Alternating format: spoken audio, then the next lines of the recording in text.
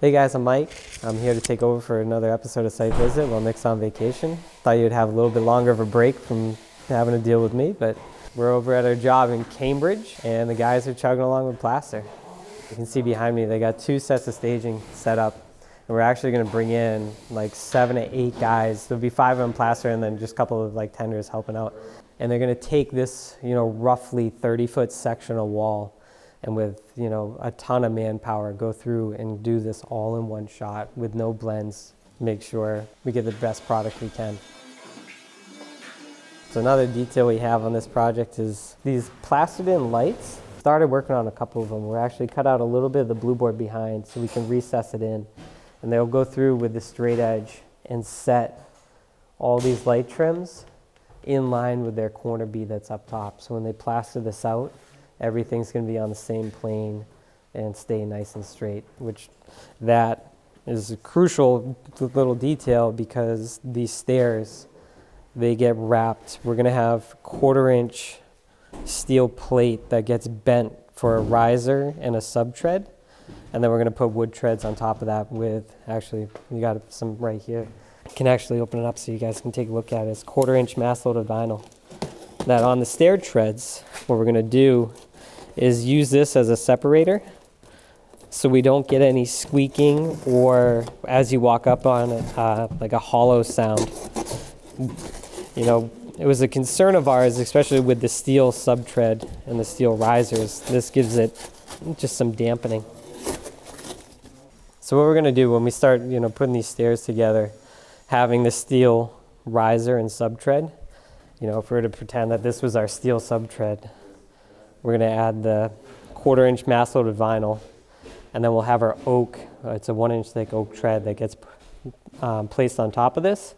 And we'll create a little recess in the bottom of that tread, just so you don't end up seeing this. But it'll dampen the stairs as you're walking on them, so you don't get that hollow like drum sound. Cool little detail. So as I was saying down below, when they plaster this wall tomorrow, they're going from the expansion joint to the other one. So right now they have, this is just set in here. Colby, you decide no hardware on this? You're just gonna do a relief? No, I think we're gonna do the joint. You're gonna put the joint? Put the control joint closer to that Cool, side, right. Oh, that's right, because you wanna move it over to cut down, keep it at like 25 feet. 30. So they'll be adding a control joint actually right here. And this is behind our millwork. We got as you saw Ken building, the taboo veneer, which is that gray veneer panels that get applied to the wall. So this is a great spot. We're going to use the millwork to actually hide the expansion joint, breaking this wall up into 3 sections, keeping the longest section the goal is to keep it right around 25 feet. We decided to do a 2-coat plaster system on a couple of these walls, the ones that primarily get hit with a ton of sunlight. And so this is one that's already done. It is, they used, I believe the longest straight edge they could get in here was an 8-footer because of the sprinkler line that's there, but they were able to screed out top and bottom, making sure that everything stays perfectly flat and in plane, no waviness. Switching over to use the Balco access panels is nice. Allows us to plaster them in, and this one's actually our return grill as well. So there's a 24 by 24 return grill that pops in the center of that. We can pull that right down and out of the way. We can service the equipment that's up there, and then it snaps back up and in, flush with the ceiling. It's a nice clean detail. It's my favorite part of the job though, is like when we get into plaster. You go from framing for months and months and months, and then the blue board goes up and it starts looking better, but then once the plaster starts going on, that's when it really starts to take shape. And you can, start to kind of feel what each room is gonna, feel like when you walk into it, and see how this space is gonna be when it's all done. We were just talking about the control joint.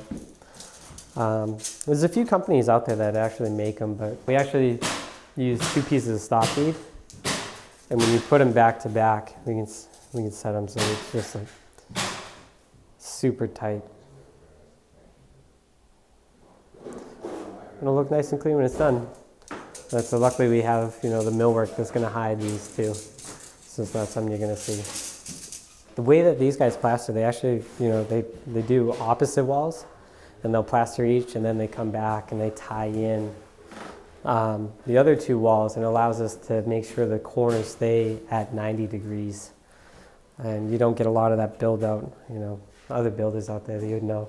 And plaster, I always feel like whenever we're running baseboard or anything, the corners always get built out like crazy. So doing it this way, doing one wall at, essentially one wall at a time, and plastering into each other, allows you to keep everything nice and square without having a ton of build out in the corners. So on these door jambs, the doors, we haven't installed them yet, but what we did is we put this plywood backer in here, just to make sure that they plaster in, far enough. We have a super small trim detail that's going on. It's only going to be 1.5 inches wide, that runs up and around. So we wanted to make sure that, when they're plastering, they're coming in far enough into our opening, and we weren't going to have to deal with any patching later. It'll be the same thing with the interior, the clear story windows that we have.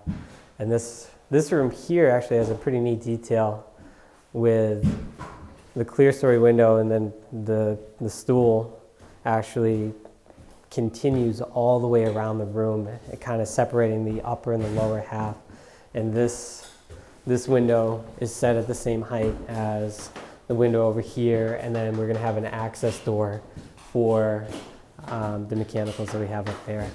That'll allow them to get at the ERV and change out filters and stuff later. So we're back in Beacon Hill at our project number 174. Finished up plaster, the painters are in here priming, they sprayed all the trim, and they took the walls to what we consider to be paint ready. And this is, I would say we don't do a ton of wallpaper, but on this project, the majority of the walls are actually going to be covered with wallpaper. This whole living space out here, the master bedroom, the office, everything except for it's a bathroom entryway, the only 2 spots that are going to be painted walls. We brought it to a point where all the finishes are now done, and they can wallpaper up to us and make sure they have a nice tight joint to make that transition from the painted trim to the wallpaper walls. On this project, we have a couple of concealed doors. We've painted the inside of the closet, but they're actually going to wallpaper right over this. So when this door is shut, you're not going to see it. Pretty cool.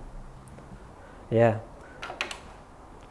So Nick talked about it on the last site visit, but there's the finished product. We actually recessed the pocket door hardware in because on this job, they really wanted to use the 1 3/4 doors. We didn't want to fatten the wall up, really tight tolerances.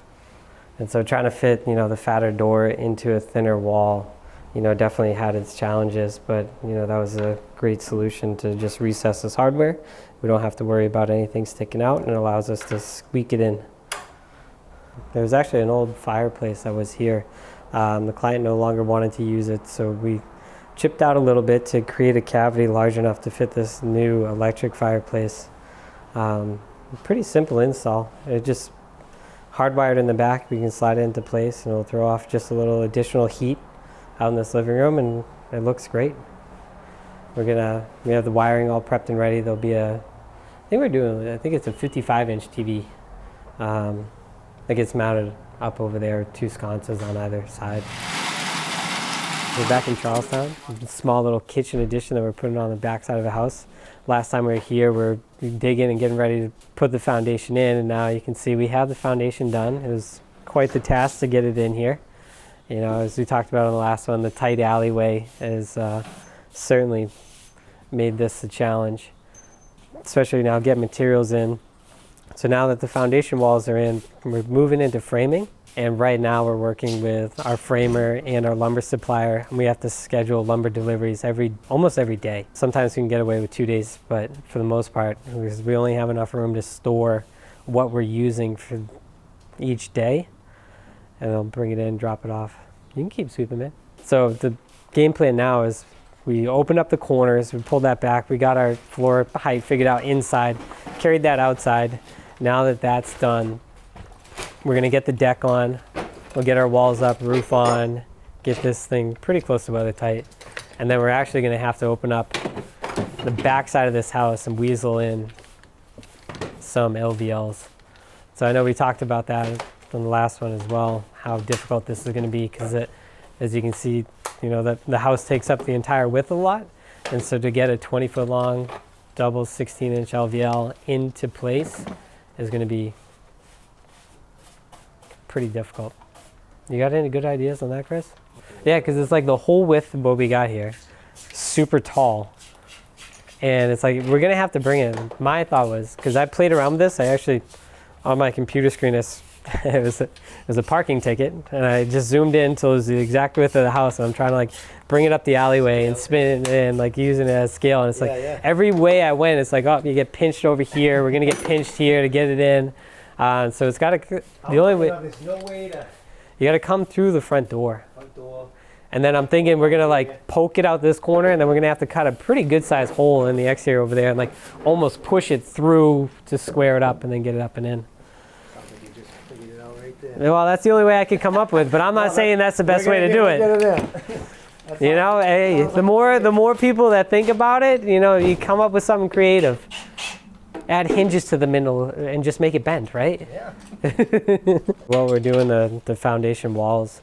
We decided, you know, we're gonna have a set of stairs coming up the backside, and the stairs will be built on top of this frost protected slab. We're gonna have a new set of stairs that come up to a sliding door. That's gonna be the new entry, the kitchen addition. Inside, we're gonna build a wall to separate us, because the clients are gonna live in the house through the renovation. And we're actually gonna do like a 2x4 wall, put some insulation in it and plywood it, so, and I have a door, so it fully separates us on the backside of this house.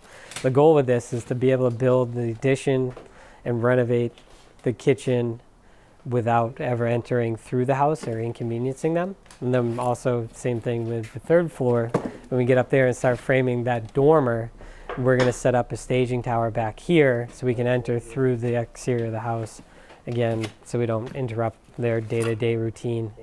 And they can live here while we renovate their house. Thank you guys for watching. I promise Nick will be back next week. But if you like what you see, make sure you subscribe and keep watching.